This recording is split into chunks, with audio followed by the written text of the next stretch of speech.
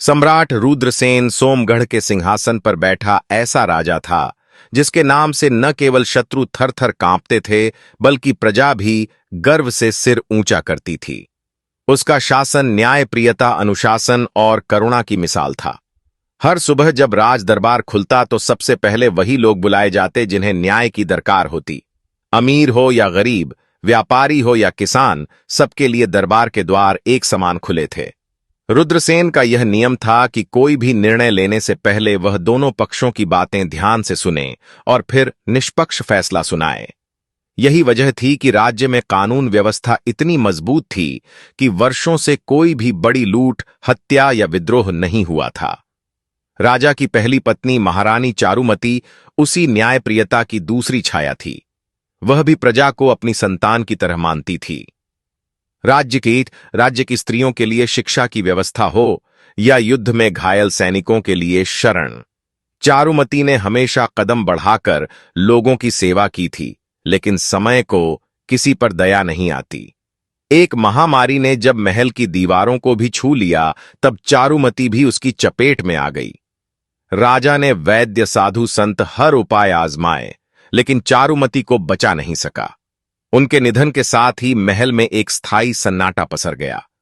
दरबार चलता रहा, न्याय होता रहा, लेकिन रुद्रसेन की आंखों की चमक कहीं खो गई थी। कुछ माह बीते और राज्य अपने सामान्य क्रम में लौटने लगा, पर राजा के हृदय की रिक्तता स्पष्ट दिखाई देती थी। वह अब पहले की तरह प्रसन्न नहीं रहता, न ही किसी उत्सव में रुचि लेता। तभी एक दिन राज दरबार में एक अजीब सी हलचल हुई। एक युवती ने दरबार में प्रवेश मांगा। वह स्वयं चलकर आई थी, बिना किसी सिफारिश के। नाम था वसुधरा। उसकी आंखों में एक विशेष चमक थी, आत्मविश्वास और शांति की मिलीजुली तस्वीर। वसुधरा ने राजा के सामने आते ही प्रणाम किया और फिर अपनी बात बिना झिझक के रखी। वह कोई याचक नहीं थी बल्कि एक दूर गांव की सामान्य नागरिक थी जो राज्य के कर प्रणाली में हो रही धांधली को उजागर करने आई थी।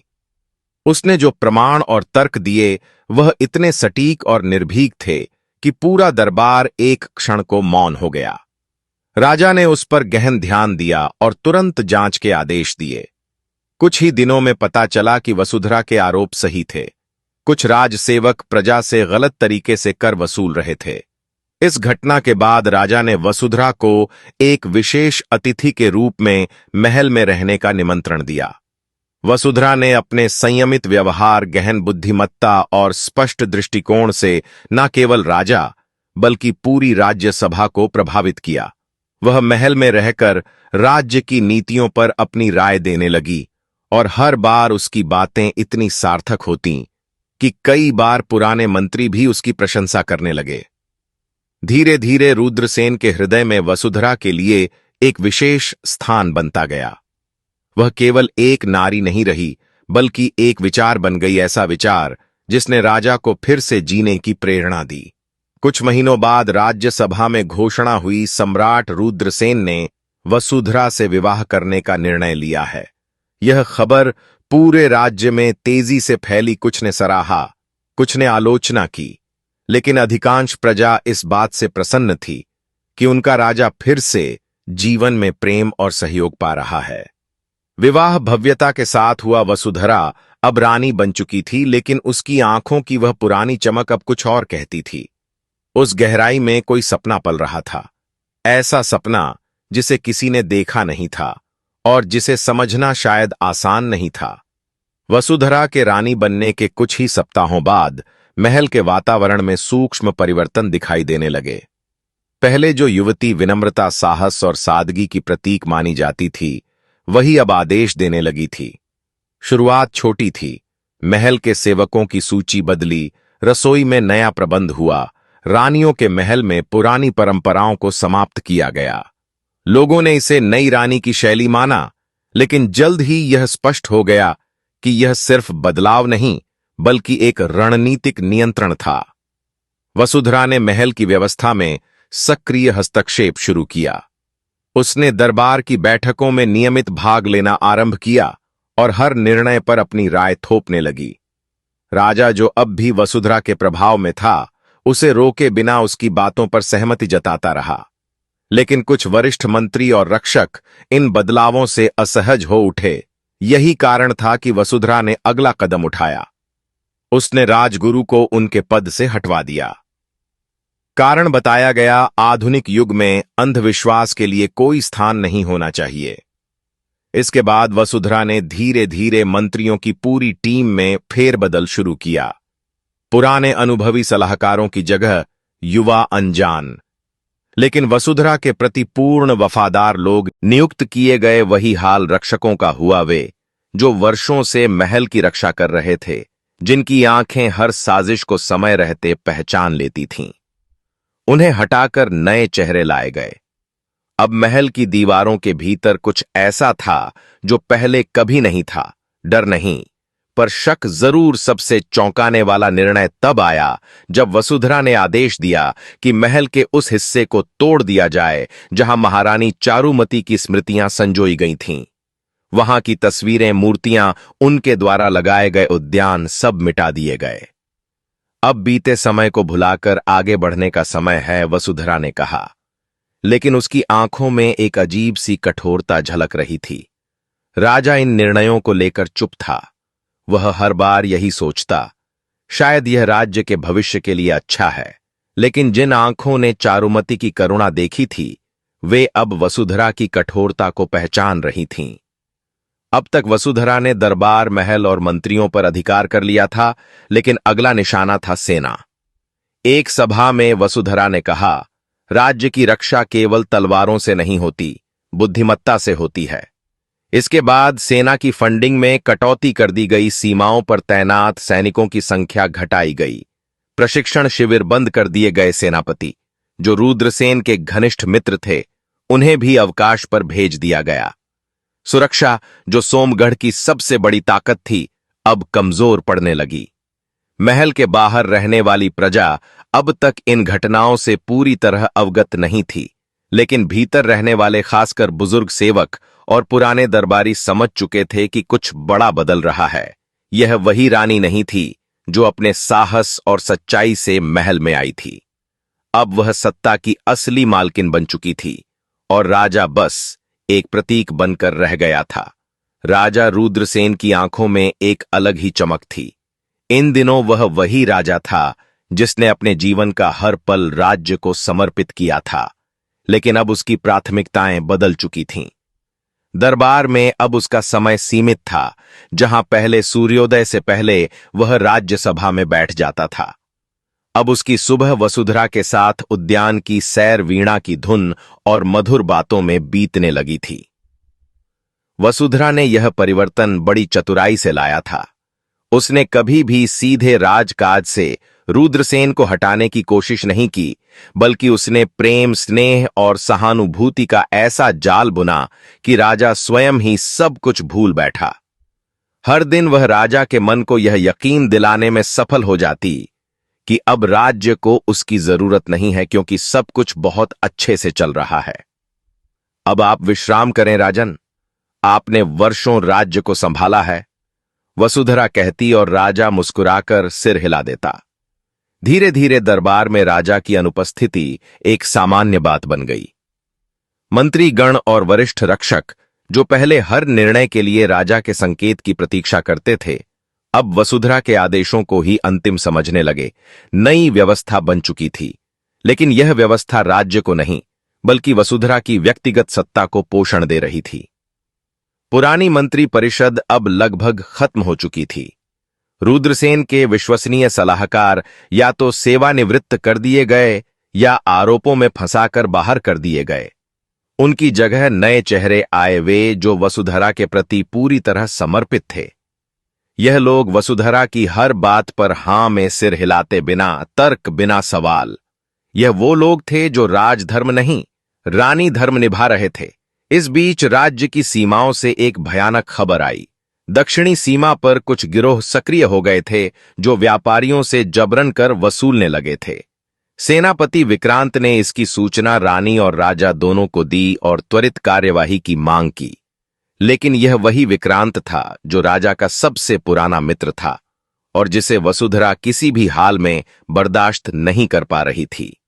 वसुंधरा जानती थी कि जब तक सेनापति विक्रांत जैसे लोग राज्य में हैं, तब तक उसकी पकड़ अधूरी रहेगी। इसलिए उसने योजना बनाई। गुप्त रूप से विक्रांत के कुछ सैनिकों को बुलाया गया और उन्हें सोने के सिक्कों का लालच देकर यह कहलवाया गया कि सेनापति विक्रांत इन दिनों निर्णय लेने में असमर्थ है, क्योंकि वह मदमस्त रहता है। वसुंधरा ने इस आरोप को दरबार में प्रस्तुत किया और दिखावे के लिए न्यायिक जांच बैठाई, जिसकी सारी दिशा पहले से ही तय थी। विक्रांत ने इन आरोपों का पुरजोर खंडन किया, लेकिन उसकी बातों को दरबार में महत्व नहीं मिला। राजा, जो अब तक वसुंधरा के जाल में पूरी तरह उलझ चुका था, चुपचाप सुनता रहा और आखिरकार सिर झुकाकर हस्ताक्षर कर दिए। विक्रांत को पद से हटाकर उसे बंदी गृह में डालने का आदेश जारी हो गया। राज्य की जनता में इस घटना की खबर तेजी से फैली।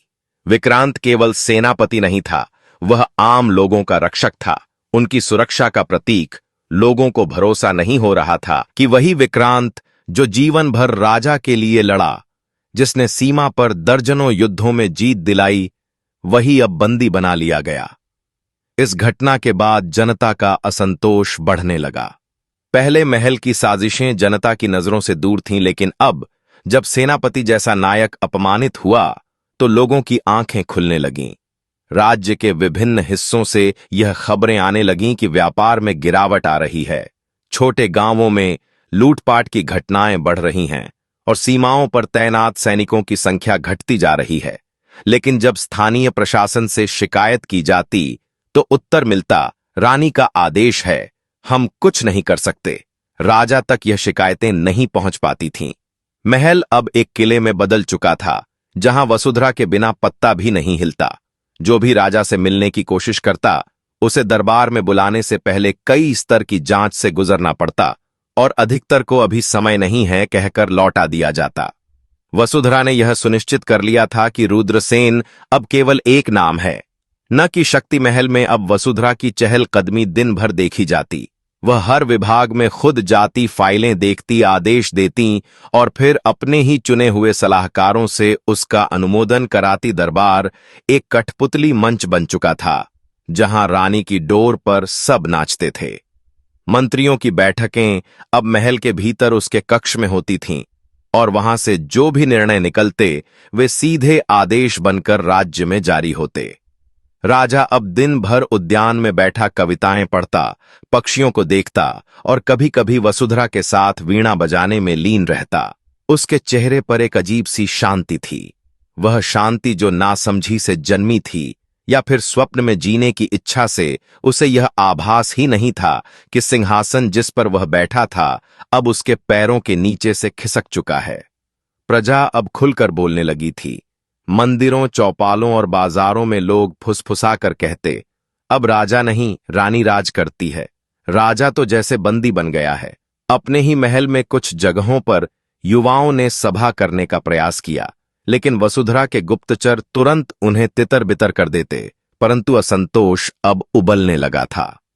विक्रांत का बंदी गृह में रहना, सेना की उपेक्षा, व्यापार का पतन और सबसे बढ़कर राजा की चुप्पी, सब मिलकर जनता को यह एहसास दिला चुके थे कि राज्य अब संकट में है। कुछ वृद्ध दरबारी रातों में चुपचाप मिलते, सेनापति के पुराने साथियों से संपर्क साधते और धीरे धीरे एक गुप्त योजना बनने लगी वसुंधरा को रोकने की। लेकिन यह सब भविष्य की बात थी। इस समय वसुंधरा सत्ता की सबसे ऊंची सीढ़ी पर खड़ी थी।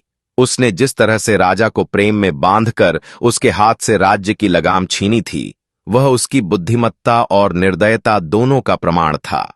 राज्य के कोषागार की चाबियां अब वसुंधरा के पास थीं। किसी दस्तावेज पर हस्ताक्षर से पहले राजा से पूछने की औपचारिकता अब बीते दिनों की बात हो चुकी थी। पर्दे के पीछे जो चलता था, वही अब खुले दरबार में दिखाई देने लगा था। वसुंधरा ने सबसे पहले व्यापार व्यवस्था में बदलाव की घोषणा की। एक नई नीति, जिसे राजस्व पुनर्गठन का नाम दिया गया। शब्द सुनने में भले ही भव्य लगते थे, लेकिन इन बदलावों के पीछे एक ही उद्देश्य था, रानी और उसके करीबियों को अधिक से अधिक लाभ पहुंचाना पुराने व्यापारियों से भारी कर वसूला गया। जो पहले राजकोष में सीधे जाता था, अब उसमें से एक बड़ा हिस्सा वसुधरा के गुप्त कोष में चला जाता। वसुधरा ने नए व्यापारियों को बढ़ावा दिया, खास तौर पर वे जो उसके विश्वास पात्र थे और जिन्होंने उसके निजी हित साधने की शपथ ली थी। नगरों के चौराहों पर कर वसूली चौकियां बनाई गईं, जहां पहले व्यापारियों को साल में एक बार कर चुकाना होता था, अब उन्हें हर महीने एक नया कर देना पड़ता था। सुरक्षा कर, विकास कर, संरक्षण शुल्क और कई अन्य बनावटी नामों वाले कर, इसका सीधा असर जनता पर पड़ा। वस्तुओं की कीमतें आसमान छूने लगीं। रोजमर्रा की चीजें आम आदमी की पहुंच से बाहर होने लगीं। गांवों में हालात और भी खराब थे। अनाज के गोदामों से जबरन वसूली की जाने लगी। कई जगहों पर छोटे किसान अपने खेत गिरवी रख चुके थे ताकि वे नए लगाए गए भूमि कर चुका सके। कुछ बुजुर्गों ने, जिनकी पीढ़ियों ने राज्य की सेवा की थी, आत्महत्या तक कर ली, क्योंकि वे ना तो कर चुका पाए और ना ही अपने पूर्वजों की जमीन बचा पाए। इन सभी खबरों से राजा रुद्रसेन का मन विचलित हुआ। एक शाम वह अपने निजी कक्ष में बैठा था, जब एक पुराना मंत्री, जो किसी बहाने महल में प्रवेश पा गया था, उसने राजा की आंखों में आंखें डालकर कहा, महाराज, अब राज्य आपके नाम से नहीं चलता। यह एक ऐसा भवन बन चुका है जहां आपके नाम की परछाई रखी गई है। बाकी सब कुछ रानी का है। राजा उस रात सो नहीं सका।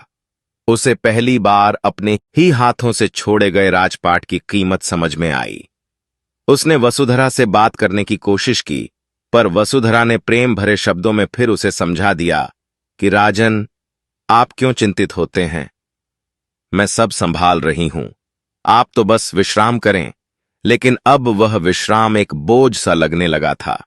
उसे हर दीवार पर अलग अलग आवाजें सुनाई देती थीं, जनता के रोष की, मंत्रियों की फुसफुसाहटों की और सबसे बढ़कर अपने आत्मसम्मान की टूटती आहट की। वहीं दूसरी ओर राजकुमार आर्यमित्र, जो अब 17 वर्ष का हो चुका था, अपनी मां पहली रानी की छाया में पला था। वह शांत था लेकिन अत्यंत चतुर।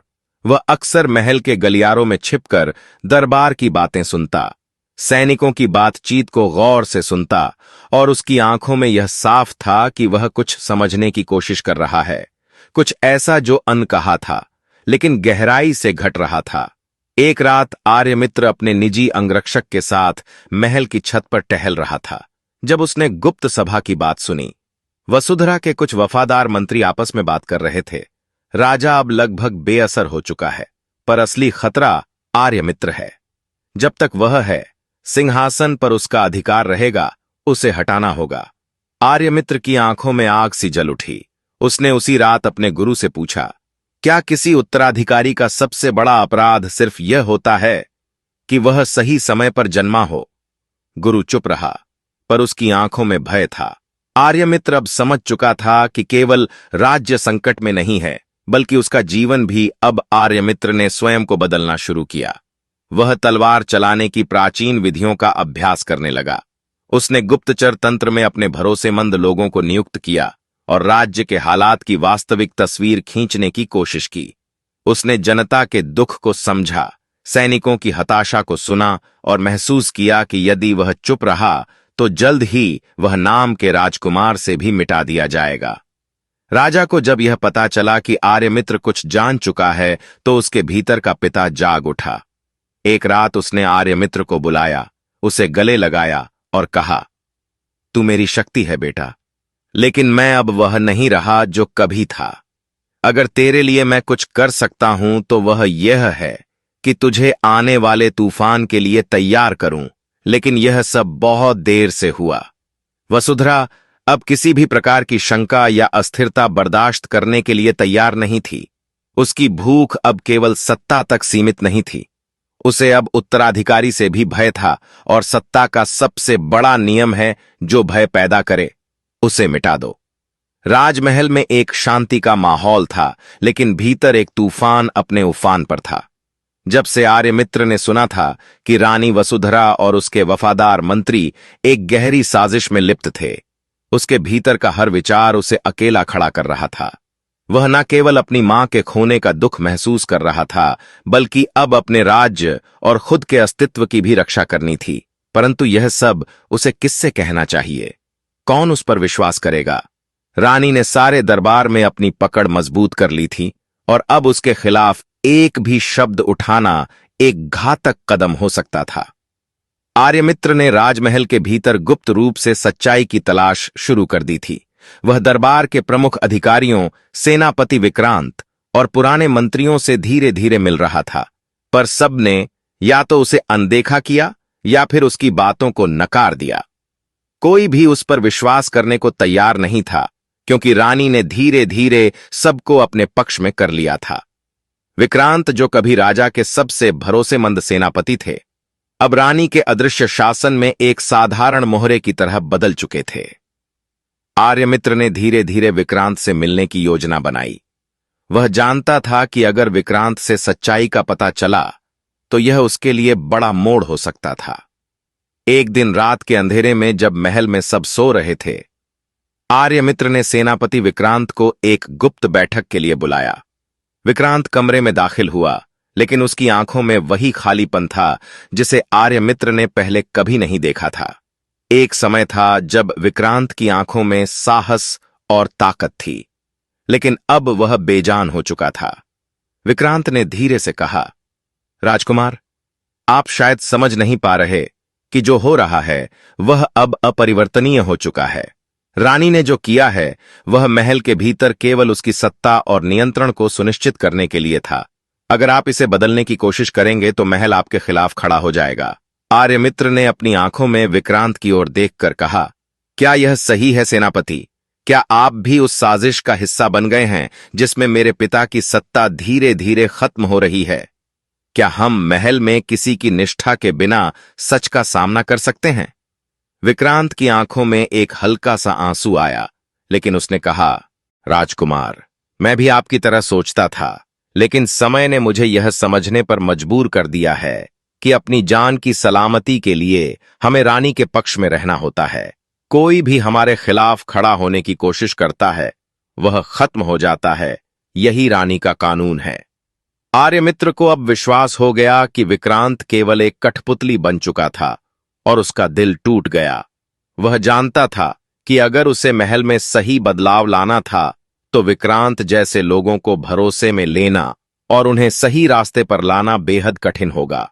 जब यह सच्चाई आर्यमित्र के सामने आई तो उसे महसूस हुआ कि महल में हर व्यक्ति अब रानी के पक्ष में खड़ा था। अब कोई भी उसे सुनने या मानने को तैयार नहीं था। उसे एक दिन उसको ही महल से बाहर निकाल दिया गया और उसकी आवाज को पूरी तरह से दबा दिया गया। उसे यह समझ में आ गया कि सत्ता और झूठ का यह गठबंधन इतना मजबूत हो चुका है कि अब सच को गूंगा बना दिया गया है ताकि झूठ के साम्राज्य का कोई विरोध न कर सके। आर्यमित्र को बाहर भेजे जाने के बाद उसे महल की दीवारों से निकलने का रास्ता दिखा दिया गया। वह अपनी शक्ति और आत्मविश्वास से बिल्कुल ही नदारद था। अब वह सिर्फ एक नाम था, एक राजकुमार जिसकी आवाज महल के भीतर कहीं दब गई थी। उसकी मां के बारे में सोचना अब उसे और भी अधिक पीड़ादायक लगता था, क्योंकि वह जानता था कि उसकी मां भी उस समय कुछ कर नहीं पाई थी जब उसे सबसे ज्यादा जरूरत थी। लेकिन यह चुप्पी, यह अविश्वास और यह दरबार का अंधेरा आर्यमित्र को सिर्फ एक बार नहीं बल्कि बार बार आत्ममंथन की ओर ले जाएगा। जब वह बाहर जाएगा तो क्या वह अपनी शक्ति को फिर से हासिल कर सकेगा या फिर सत्ता की इस खेल में पूरी तरह से हार जाएगा? राज्य का माहौल अब भयावह हो चुका था।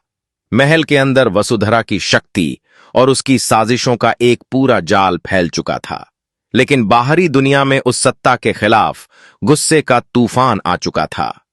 जनता बगावत के लिए सड़कों पर उतरने लगी थी। वह जो कभी रुद्रसेन के न्यायपूर्ण शासन के लिए प्रकट करती थी, अब वह उसी राजा के खिलाफ खड़ी हो चुकी थी। महल के दरवाजों के बाहर भूखमरी, गरीबी और अत्याचार के खिलाफ आवाजें उठने लगीं। राज्य की सीमा पर भी समस्याएं बढ़ने लगीं। पड़ोसी देशों ने अपनी निगाहें राज्य पर डाल दी थीं, सेना में असंतोष फैल चुका था और रानी ने अपनी शक्ति को और मजबूत करने के लिए सभी महत्वपूर्ण स्थलों पर अपने वफादार अधिकारियों को नियुक्त कर दिया था। लेकिन एक बात साफ हो चुकी थी, राज्य अब केवल रानी का था और राजा रुद्रसेन, जो कभी सम्राट थे, अब बस एक नाम मात्र के राजा रह गए थे। उनकी बीमार हालत ने यह साबित कर दिया कि वह अब महल के भीतर केवल एक अस्तित्व रह गए थे, जिसका कोई प्रभाव राज्य की शासन व्यवस्था पर नहीं था। वसुंधरा ने उस स्थिति का पूरा फायदा उठाया। उसने अपनी सत्ता को और भी मजबूत किया और खुद को महारानी के रूप में घोषित कर दिया। उसकी यह घोषणा जैसे एक नया अध्याय था, जिसमें उसने अपने साम्राज्य को पूरी तरह से अपने नियंत्रण में ले लिया।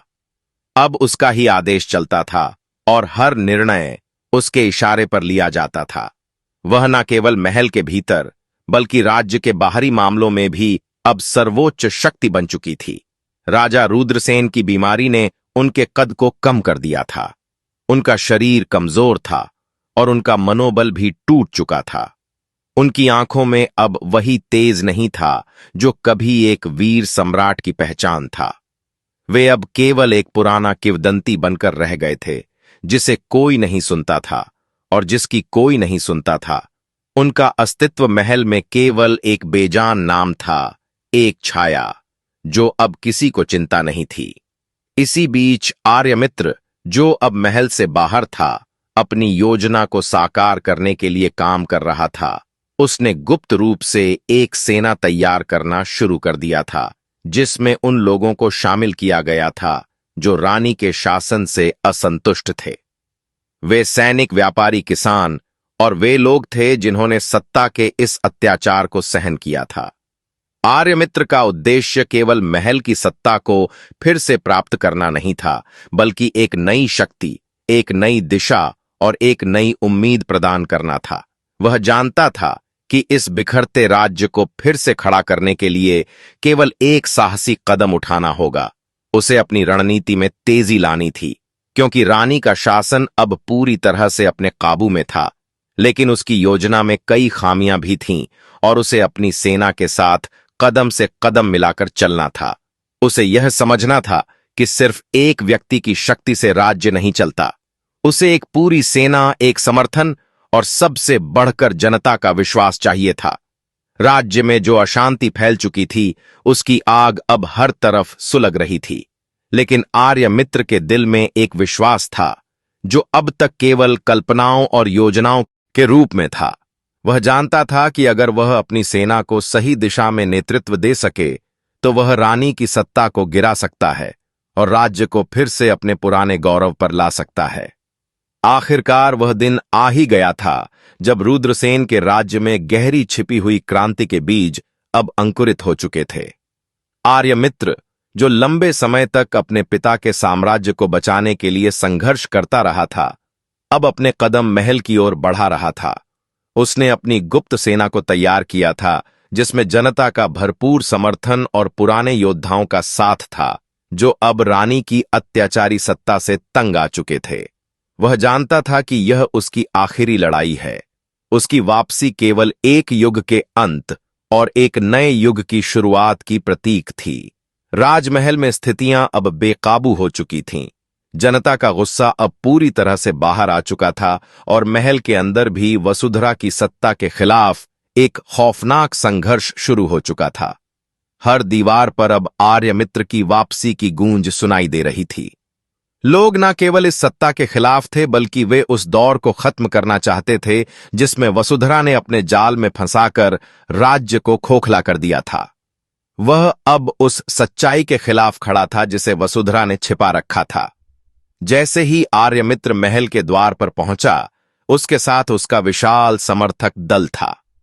महल के सैनिकों ने उन्हें रोकने की कोशिश की, लेकिन जनता की ताकत और पुराने योद्धाओं के साथ उनका गठजोड़ दे उन्हें कोई सफलता नहीं दिला सका। महल की दीवारें, जो कभी रानी के सत्ता के प्रतीक थीं, अब उस बदलाव के लिए खड़ी हो गई थीं जो किसी ने कभी कल्पना भी नहीं की थी। वसुंधरा, जो खुद को अब पूरी तरह से महारानी मान चुकी थी, उसे अब यह एहसास होने लगा कि यह उसका आखिरी मौका है। उसे यह भय सताने लगा कि अब उसकी सत्ता का अंत नजदीक है। उसने महल से भागने की योजना बनाई, लेकिन यह किसी बड़े धोखे से ज्यादा कुछ नहीं था। जैसे ही वह महल के बाहर निकलने की कोशिश करती है, आर्यमित्र और उसके समर्थक उसे रंगे हाथ पकड़ लेते हैं। उसकी सभी साजिशें अब बेईमानी हो चुकी थीं। महल की दीवारों के अंदर एक खौफनाक मंजर था। वसुंधरा, जो कभी सभी के सामने अत्याचारी और शाही रानी थी, अब अपनी झूठी शक्ति और साजिशों के साथ पकड़ी जाती है। उसकी आंखों में अब वही डर था जो उसने कभी दूसरों की आंखों में देखा था। सम्राट रुद्रसेन, जो अब तक महल में केवल एक नाम रह गए थे, उनकी स्थिति भी अब तक बुरी हो चुकी थी। उनकी बीमारी ने उन्हें और कमजोर कर दिया था और इस स्थिति में उनके लिए कोई उम्मीद नहीं बची थी। जैसे ही वसुंधरा को पकड़ लिया जाता है, राजा रुद्रसेन का निधन हो जाता है। राज्य का चक्र अब एक नए सिरे से शुरू होता है। आर्यमित्र, जो कभी सिर्फ एक राजकुमार था, अब सम्राट रुद्रसेन के स्थान पर बैठता है। यह केवल एक राजवंश का परिवर्तन नहीं था, बल्कि यह उस राज्य के पुनर्निर्माण का एक महत्वपूर्ण मोड़ था जिसे उसकी अपनी ही रानी ने खोखला कर दिया था। आर्यमित्र के लिए यह क्षण सिर्फ सत्ता के अधिग्रहण का नहीं था, बल्कि यह उन सभी के लिए उम्मीद का था जो लंबे समय से अपने अधिकारों और न्याय की प्रतीक्षा कर रहे थे। वह एक नए सम्राट के रूप में एक नई दिशा देने के लिए तैयार था। निष्कर्ष, यह कहानी सत्ता की लालच और धोखाधड़ी के खिलाफ संघर्ष की है। रानी वसुंधरा ने अपनी चालाकी से राज्य को खोखला कर दिया, लेकिन राजकुमार आर्यमित्र ने न्याय और सत्य के लिए संघर्ष किया। उसकी वापसी ने दिखा दिया कि बुराई चाहे जितनी भी ताकतवर हो, समय के साथ उसका अंत होता है। आर्यमित्र ने राज्य को फिर से उस दिशा में लाया जहां विश्वास और समानता कायम हो। यह कहानी यह सिखाती है कि सत्य और न्याय की हमेशा जीत होती है और एक व्यक्ति का संघर्ष बड़ा परिवर्तन ला सकता है।